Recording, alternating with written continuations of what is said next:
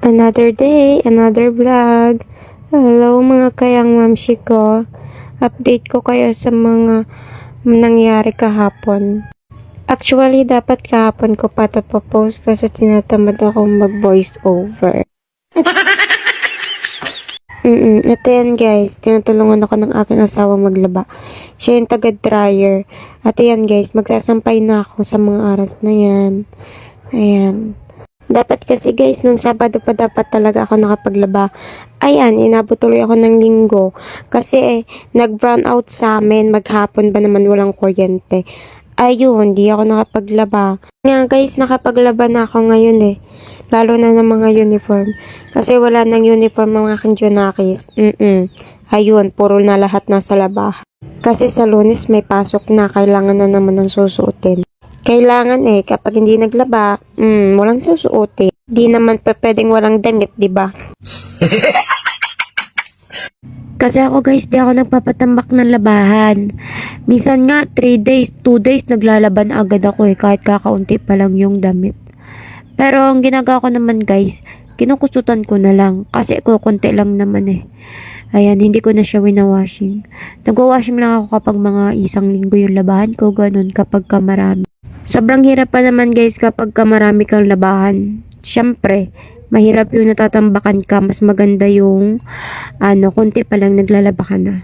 Kasi siyempre, sino rin naman ang mahihirapan? Tayo din naman, di ba? Pag nanay ka talaga guys, no, bawal ka talagang tamarin kasi alam mong marami kang obligasyon. Hindi lang sa pamilya, kundi sa pang-araw-araw na gawain. Ganun talaga. Pinasok mo ang pagiging ina, kaya yan, magtiis ka. Swerte na lang din yung may mga asawa na mga masisipag. Kasi kahit na pagod sa trabaho, ayun, natutulungan ka. Baka asawa ko yan. Uy, shout out sa'yo, Henny Lusanta. At ayan guys, napakadaldal ko, naglilinis na pala ako ng CR. Syempre, kailangan din natin linisin yung ating mga bowl kasi syempre nakakaya naman kapag may naki-CR, diba?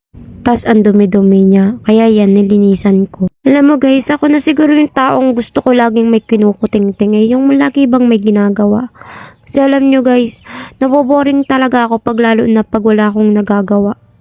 At lalong nabuboringot ako kapag hindi ko nagagawa yung gusto ko.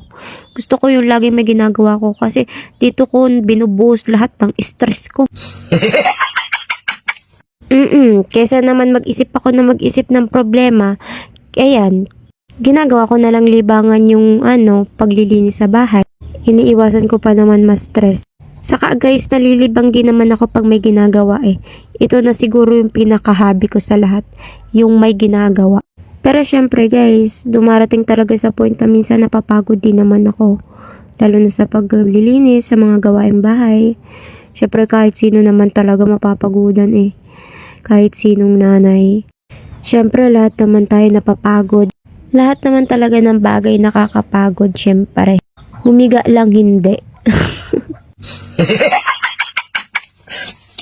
Kung pwede nga lang ihiga mo lahat tapos pagising mo linis na. Wow, ano yun, magic? At ayan guys, balik na nga tayo sa aking ginagawa. Puro ako daldal At ayan guys, nagbili pala kami ng isda. Kasi pumunta dito si nanay, ayun, nagbebenta ng isda. Kumuha na rin kami. Ayan, borlis. Mas madali kasi yan lutuin guys. Prituhin mo lang yan, luto na yan Yan na ang ulam namin ngayon guys na tanghalian.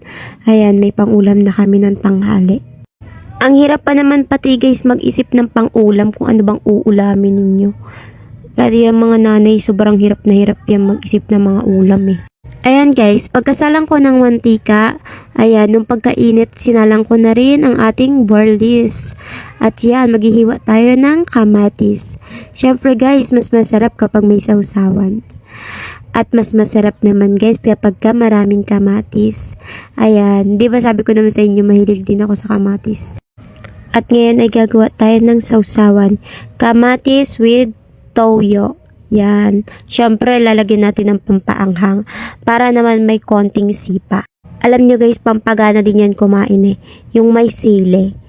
Dinurog ko pa ng dinurog yung sili dyan para talagang lasang-lasa yung pagkaanghang niya At yan guys, nung pagkaluto, hinango ko na rin ang ating burlis. Medyo nas-toasted siya dyan guys. Napabayaan ko ata. Hirap naman talaga kasi pag napapabayaan guys, uy, masakit yun. Lalo na pag wala nang pakialam sa'yo.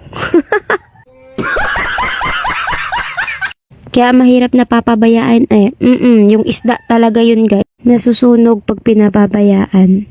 At ayan guys, sinango ko na rin yung pangalawang salang natin. At ayan na guys, prepare na ang ating ulam. Bye bye!